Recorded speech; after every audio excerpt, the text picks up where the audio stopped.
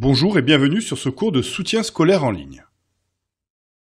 Aujourd'hui, nous allons parler des fonctions usuelles et plus particulièrement, nous allons travailler sur des méthodes qui vont te permettre de déterminer la fonction réciproque, si elle existe, de la fonction sinus hyperbolique. Dans cette vidéo, les thèmes abordés seront les fonctions usuelles, les applications bijectives, l'ensemble de définitions d'une fonction, le domaine de dérivabilité d'une fonction, et enfin la fonction réciproque du sinus hyperbolique.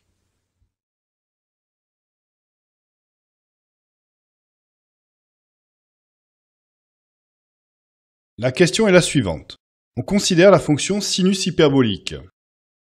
Donc, voici une fonction f, l'ensemble de départ donc est r et son ensemble d'arrivée est r.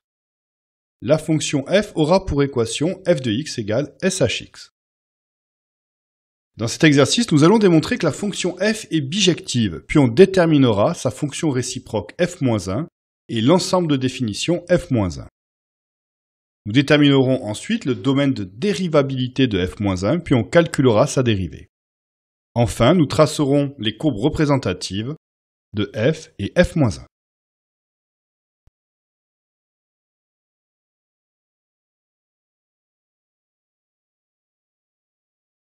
Donc pour cela, nous allons répondre à la première question. La fonction hyperbolique qui a x associe chx est-elle bijective? Si oui, déterminez sa fonction réciproque f-1 et donnez son ensemble de définitions.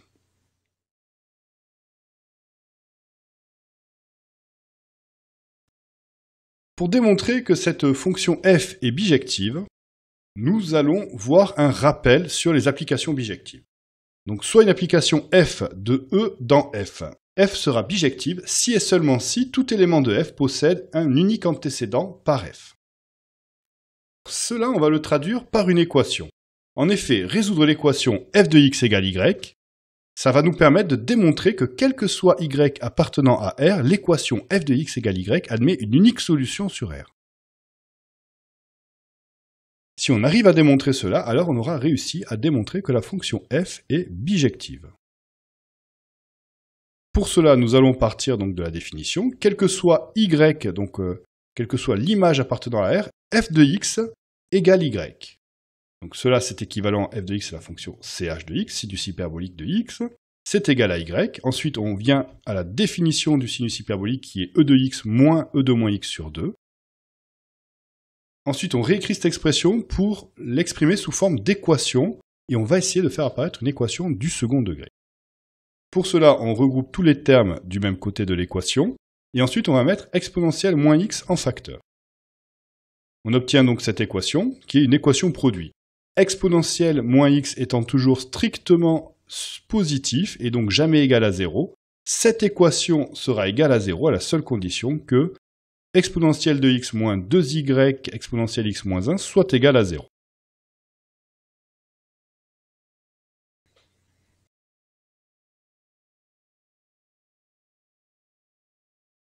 Nous allons ensuite réécrire cette équation pour faire apparaître donc l'équation du second degré et nous allons effectuer un changement de variable. Donc on isole exponentielle x en fait, entre parenthèses, et ensuite on va poser donc grand X égale exponentielle x. Dans cette équation-là, les exponentielles x, on va les remplacer par des grands X. Et ça va nous permettre d'obtenir cette équation du second degré. Grand X carré moins 2y grand X moins 1 égale à 0. Résolvons maintenant cette équation du second degré de type ax carré plus bx plus c égale à 0 avec a égale 1, b égale moins 2y et c égale moins 1. Déterminons le discriminant delta qui est égal à b carré moins 4ac. Et remplaçons chaque terme, donc b est égal à moins 2y, a c'est égal à 1 et c c'est égal à moins 1. Donc on remplace ces éléments-là dans cette formule, on met des parenthèses pour ne pas faire d'erreur de signe et on fait le calcul. Moins 2y le tout au carré, ça fait 4y carré. Moins 4 fois moins 1, moins par moins, ça fait plus, on a plus 4. On met 4 ensuite en facteur. Et nous allons maintenant étudier le signe de ce discriminant. Donc quel que soit y appartenant à R, 4 est toujours strictement positif. Et y carré est strictement, sera plus grand ou égal à 0. Par conséquent, y carré plus 1 est strictement positif.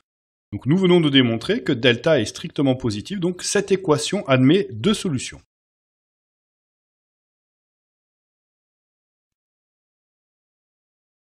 La première solution sera donc x1 qui est égal à exponentielle de x1, parce qu'on rappelle le changement de variable qu'on a fait. Donc grand x1 sera égal à moins b plus racine de delta sur 2a, donc on remplace les éléments, donc moins b on remplace par moins 2y, a on remplace par 1, et delta on remplace par 4 facteurs de y carré plus 1. On simplifie cette expression, donc on obtient 2y, et ensuite on peut faire sortir le 4 de la racine, donc ça devient 2, puisque racine de 4 égale 2, et ensuite on simplifie les 2, et on obtient cette expression-là. En faisant exactement la même opération, donc on détermine ensuite x2, qui est égal à exponentielle de x2. Donc ce qui change ici, c'est qu'on a un moins, et ensuite en développant l'expression et en simplifiant, on va obtenir cette solution-là. Nous allons maintenant nous poser la question, est-ce que ces expressions que nous avons obtenues sont cohérentes? En effet, un exponentiel, je te rappelle que ça doit être strictement positif. Donc, est-ce que cette expression est strictement positive et est-ce que l'expression de x2 est également strictement positive? Nous allons voir cela.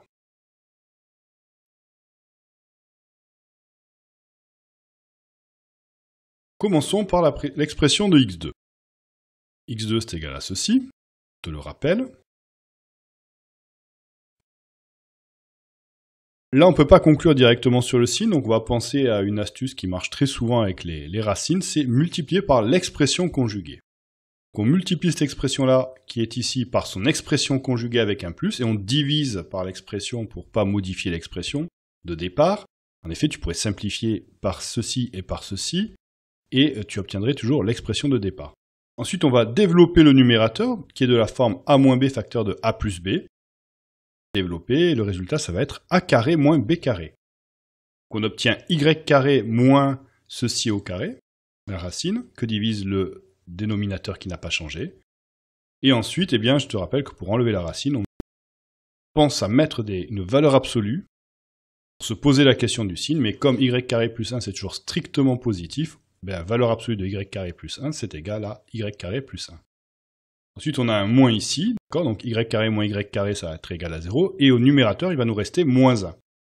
Le dénominateur, c'est cette expression.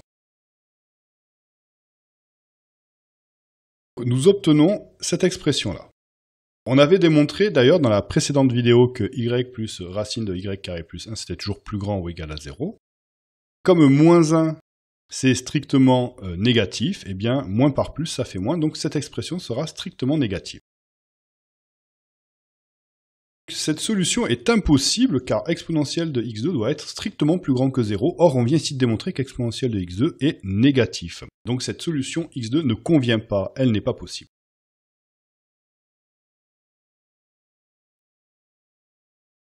Étudions maintenant l'existence de la solution x1. Donc quel que soit y appartenant à R, y carré est toujours plus petit ou égal à y carré plus 1.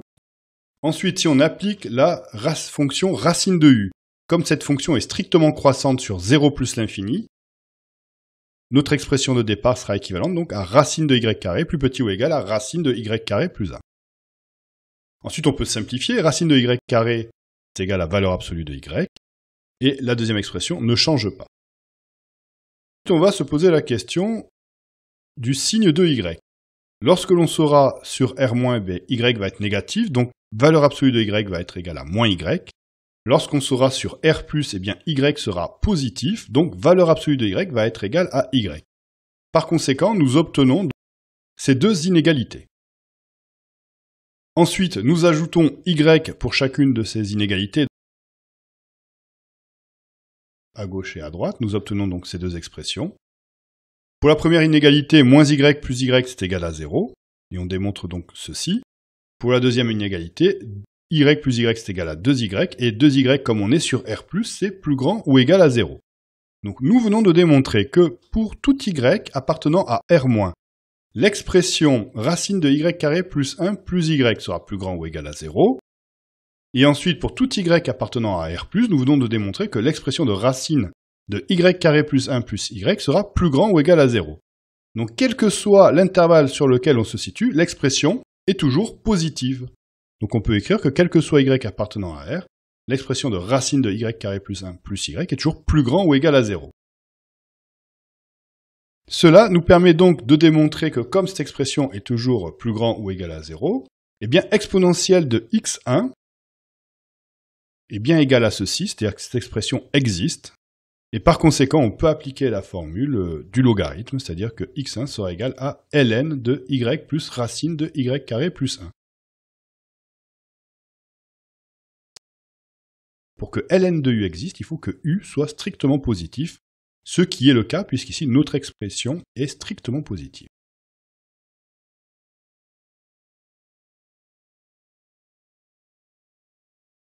Donc l'équation ch de x égale y admet une unique solution x qui est celle-ci. Par conséquent, la fonction qui a x associe ch de x est donc bijective et sa fonction réciproque sera celle-ci. On la notera arg sh, son ensemble de départ c'est r, son ensemble d'arrivée c'est r, et son expression sera celle-ci. Démontrons que l'ensemble de définitions de f-1 est r. Pour cela, voyons le rappel suivant. La fonction racine de u existe si u plus grand ou égal à 0.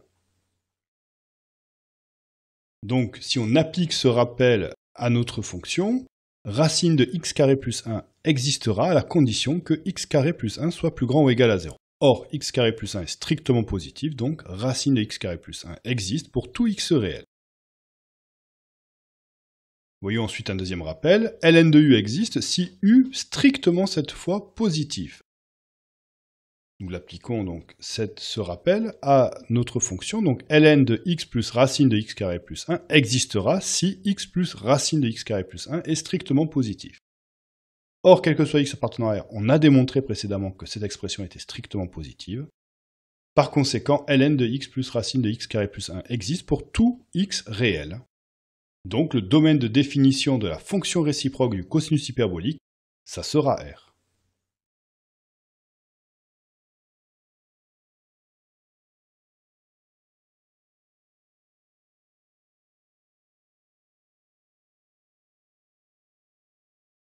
Déterminons le domaine de dérivabilité de la fonction réciproque, puis calculons sa dérivée.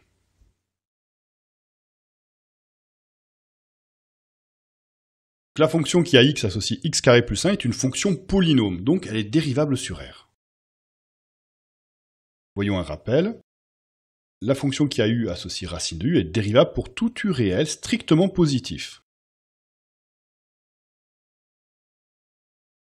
Comme x carré plus 1 est strictement positif, on peut faire la composition avec la fonction racine et on obtient racine de x carré plus 1 qui est dérivable pour tout x réel, car x carré plus 1 est toujours strictement positif pour tout x réel. Ensuite, la fonction qui a x associe x est dérivable pour tout x réel, donc par somme, cette fonction sera dérivable pour tout x réel. Enfin, la fonction qui a u associe ln de u est dérivable pour tout u réel strictement positif. Donc cette fonction-là sera dérivable pour tout x réel, car x plus racine de x carré plus 1 est toujours strictement positif. La fonction arg sh est donc dérivable sur R. Calculons la dérivée de la fonction arg sh. Je te rappelle que la dérivée de ln de u, c'est u' sur u. Or, quel que soit x appartenant à R, arg sh de x, c'est égal à ln de x plus racine de x carré plus 1. C'est une fonction qui est de type ln de u, donc sa dérivée sera u' sur u. Tu retrouves u', et là tu retrouves u.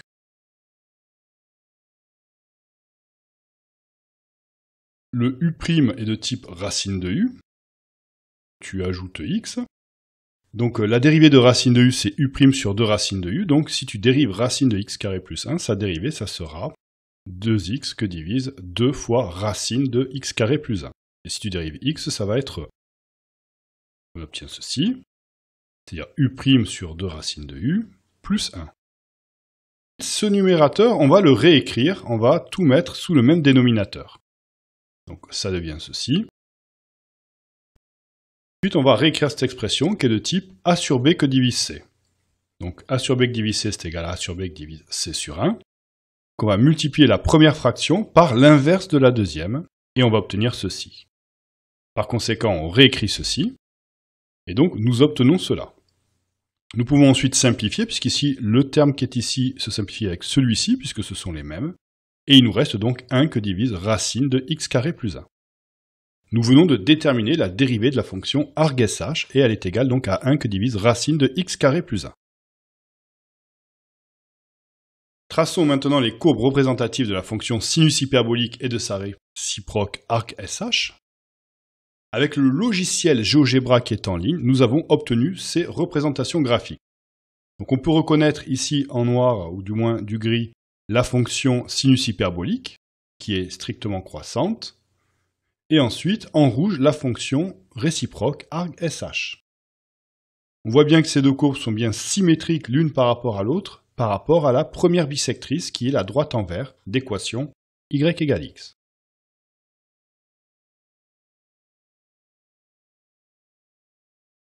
Les professeurs d'avenircours.com espèrent que ce cours t'a aidé. N'hésite pas à laisser un commentaire sur notre chaîne YouTube. Nous te souhaitons une bonne préparation pour ta prochaine évaluation.